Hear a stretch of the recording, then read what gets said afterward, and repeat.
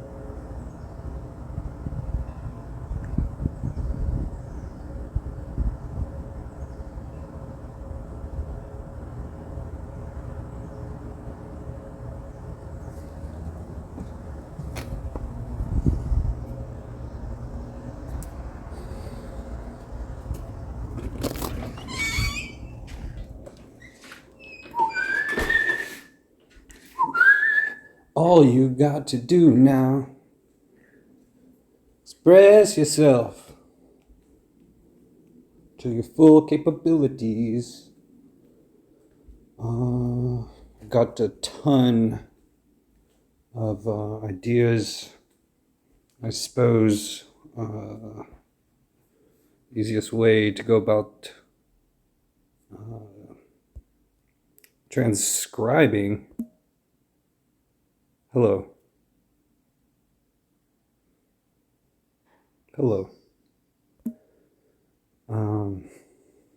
That works when the camera's not on. My clipboard.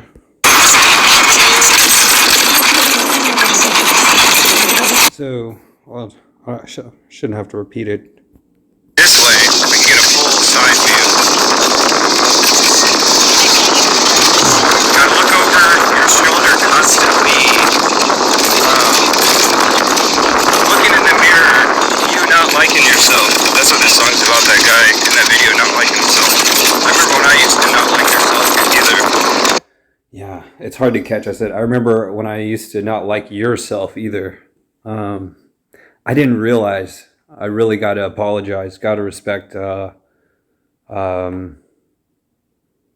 Around, song, House of Pain, bands. That song I heard as much as like Steve Miller Band songs are on the radio. So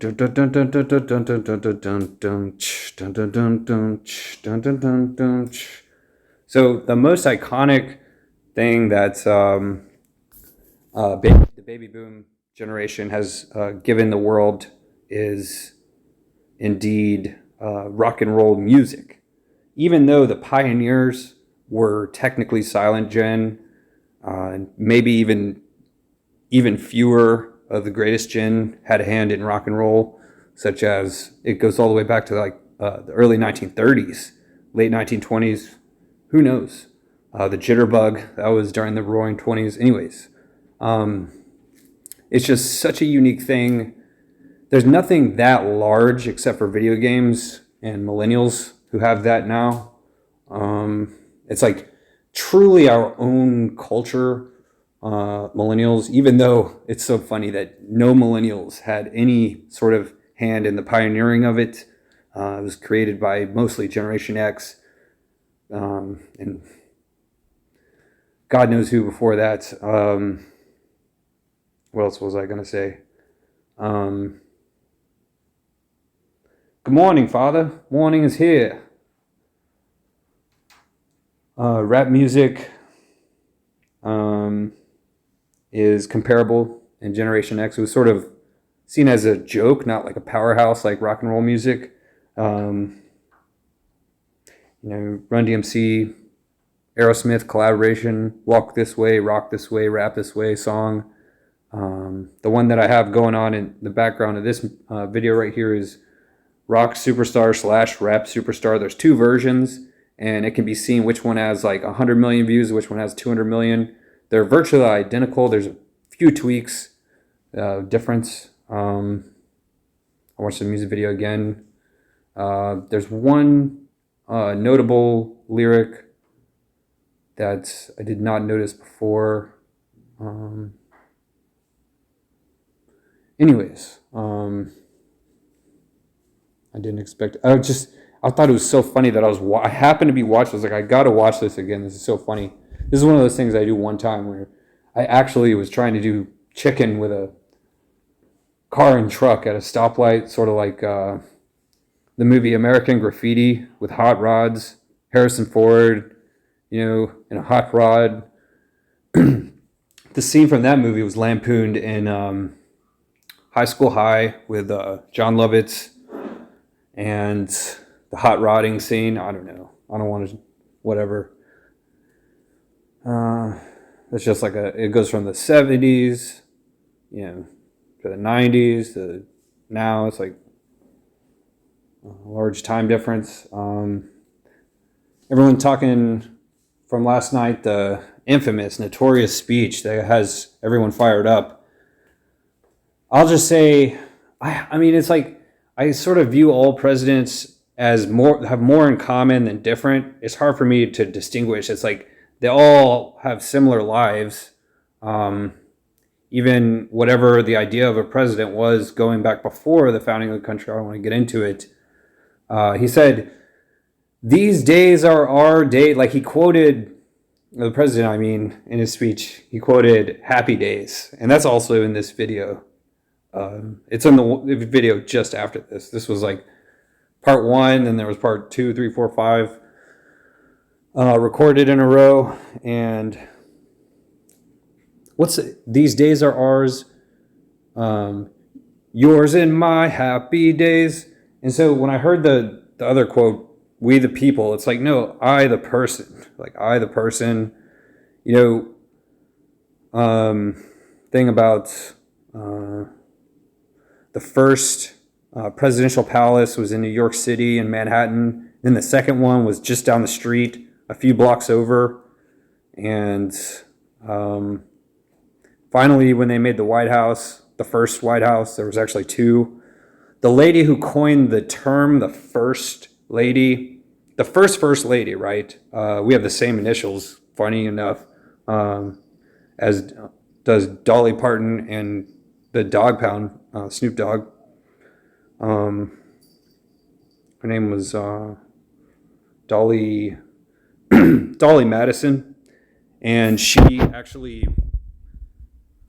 wasn't technically the first lady, but she was the first lady because she coined the phrase, because she was actually married to 2 different presidents. She was a sort of placeholder wife for Thomas Jefferson and then actual James Madison. Dolly Preston Madison. She has 3 names like that. Anyways. So the first family, right, is like the movie for The First Kid with Sinbad, the comedian. The first family is Amerigo Vespucci, where America gets its name. I don't want to go on about that. It's just something I thought of recently. I haven't blogged or really much of anything in a week or so. And so let me check my clipboard. See what I've got over here.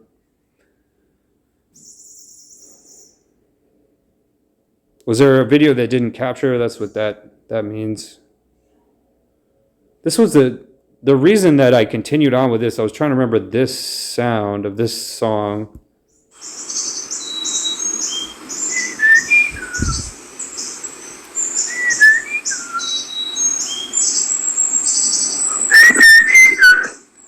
Yeah, whistling really cuts through microphones like nothing else.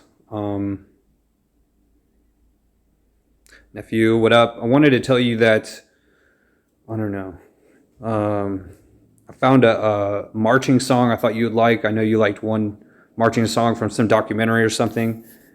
I was researching, because I overheard a lot of history professors speaking about Brigadier General George Armstrong Custer. Everybody knows him as just Custer. Custer's Last Stand, the Battle of Little Bighorn. I know all this stuff from just a little bit of research. He was part of the Potomac Army fighting for the Union during the American Civil War. And, his cavalry regiment, it's called the 6th Cavalry of Michigan, I think. He called them the Wolverines. He was in charge of one cavalry branch. And Yes. Don't let that light bulb get too close to that cloth, or it could catch the whole house on fire. I made... It can heat up. I definitely considered that. Your feedback is very important to me. Always consider that, because that can happen. I made many adjustments. Many houses have burned down. It's an LED bulb. It's not a standard bulb. You back? Did you have a good walk? Yes.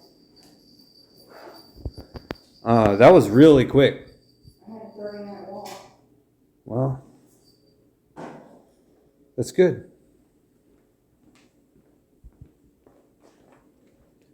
Just making a journal. So the song that I was talking about was called. Anyways, they had a marching song. This cavalry regiment of Custer's, and it was the. Not only did he call his troops the Wolverines, that's the nickname he gave them. They're known for having a marching song that was based on like an old traditional Celtic song called Gary Owen, and that still to this day is, even though the 6th Cavalry Regiment of Michigan was only in existence during the American Civil War, what they sort of evolved into after the Civil War is still in operation. That's still their marching song to this day. And I checked out the whole song, the lyrics and everything, and I was into it. By the end of the song, I was into it. So go ahead and send that the goldfish. Goldfish are good. Are they flavor blasted though? Anyways, on my clipboard, there ought to be. How do I go about this?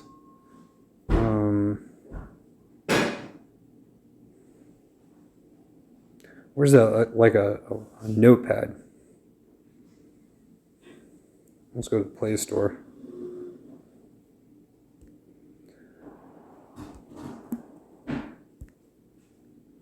Okay. I had a lot of revisions of one of the comments that I wrote. This is all referencing this 1, 2, 3.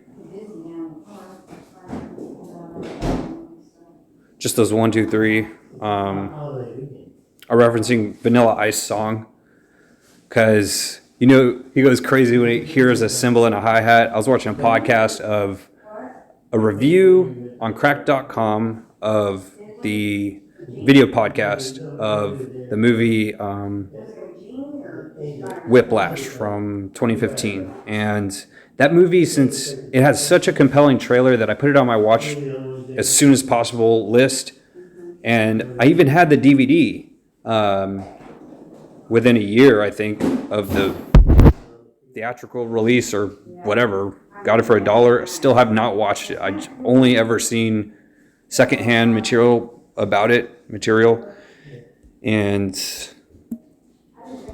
yeah, the trailer was very compelling. But the thing is that Vanilla Ice says specifically the word cymbal. I go crazy when I hear a cymbal and a hi-hat. And yeah. Also, though, is what I had thought of something really funny to leave in the comment section, and I couldn't remember. So instead of that, I was just listening to music, and the songs that came on the list was I Saw the Sign, Aces of Bases, like a bass guitar, the band. The 3 people in the podcast, they look like 3 members of the band Ace of Base, minus the lead singer. And it's very strange. and the other thing was the Vanilla Ice song. So anyways, there's also a Plato's Symposium lecture. It was actually from the 90s, but uploaded like a week ago on YouTube for the first time. Professor PhD Michael Sugrue, Sugrue, and I left a comment here. Wait. Okay, so here's one that I wrote and left at Robert Greene channel recently. Here's one when I was watching some discussions about higher education. Those are some of the most interesting, I don't know why, when people talk about higher education. Funnily enough, some of my teachers where I've really learned something have been old school, old fashioned. For example, real social dynamics is like, could be considered higher education.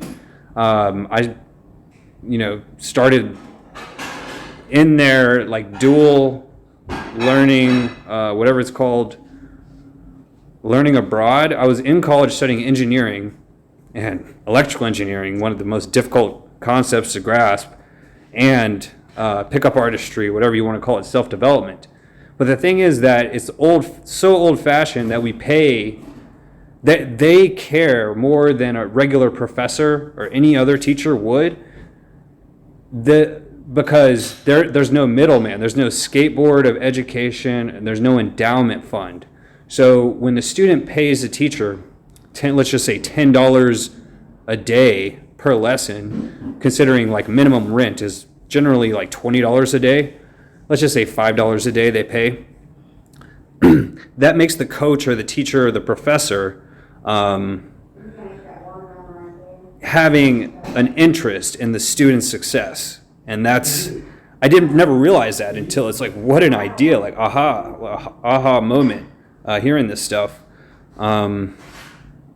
Anyways, on the other one, so the lecture, okay, Professor Sugrue, this comment was actually to a follow-up channel that was recommended. Almost a similar professor gave an introduction to philosophy where he mentioned PhD means Doctor of Philosophy. So whether it's a Doctor of Economics, Doctor of Language, any major Doctor of Engineering, it's always going to be a philosophical degree, and that makes it like the highest form of education. Like there's a practice of medicine, practice of law, but the highest version of that are not actually the practicers, but the people who profess it in a place of higher education. There's no like law school or pre-medical school in high school, for example. That's lower education.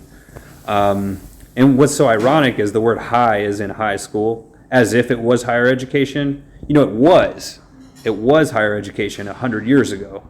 It was so rare. It was all private. So here's the big difference between private and public education is the students pay the teachers / professors / coaches, like on a sports team. Got a football shirt on. Oh, the Michigan Wolverines, right? Wow, that's something. The Michigan Cavalry regiments of a long time ago. Real long time ago. The difference between a teacher is like a lower education, like elementary grade, like they have like a slap ruler to slap, a slapping ruler, and a professor just uses words to profess. But a coach is like even more like bullying physically than a teacher. So it's like lowest of the low type of learning is with a coach. And anyway, so a doctor of law is called an LLD. And the word in Latin is legume, Legume. I think it's like legume. It's a Latin word. I don't know what it means.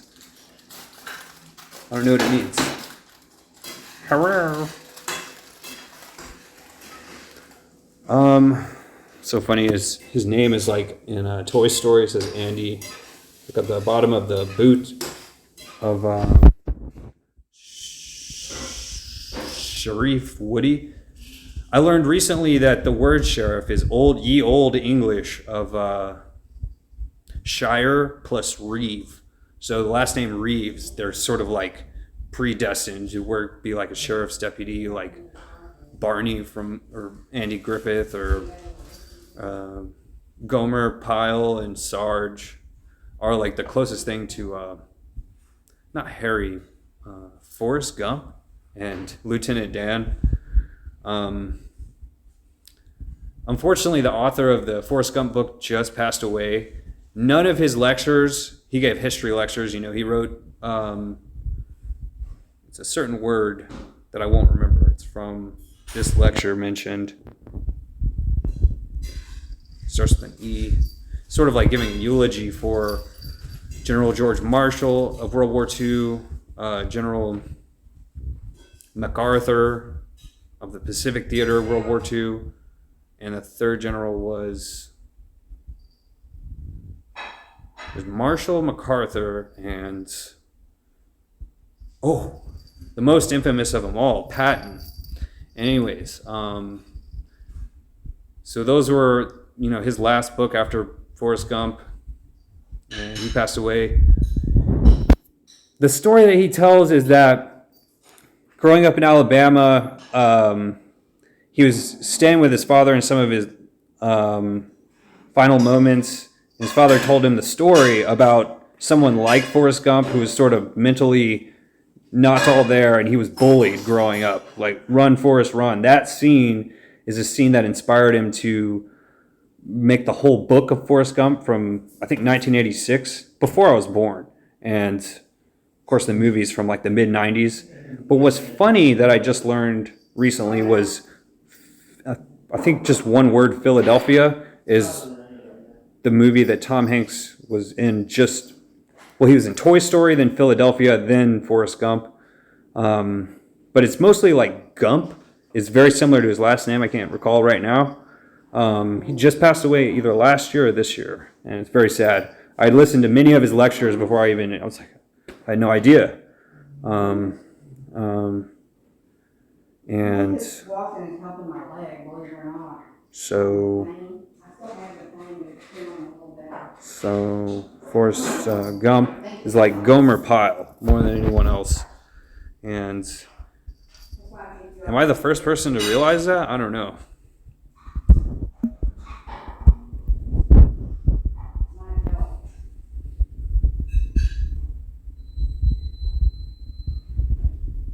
Yeah, so I only left this first part of the comment. I didn't say that about real social dynamics, where I've learned the most, more than college, I think. And so, also in my first year of college, I started, I made it, I don't know if it was a choice that I made, but one of my life's goals to grasp, just like electronic engineering and electricity, understand the science of it, was the 81 Principles and Laws of War and Power, Robert Greene books. I sort of put both of those, two of the trilogy, into one thing. And I left this comment on his channel in the last 24 hours.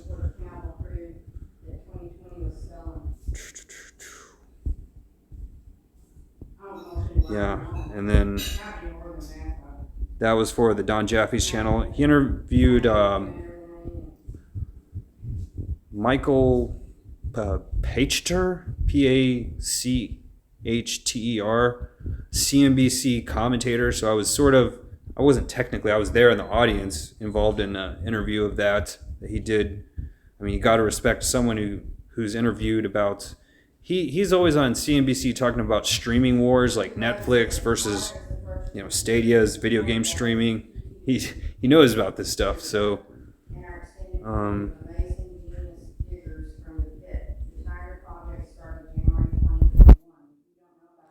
so go ahead and end that here. That's from Tommy Two Guns Lavecchia, Lavecch.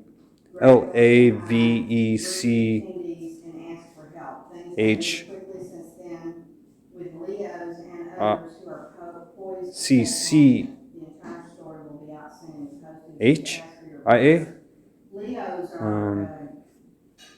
Something to do with the FBI or? No, that's not the same comment. I did get a comment pinned. I know we used to have, they were armed. We used to have them at the airport. Yeah.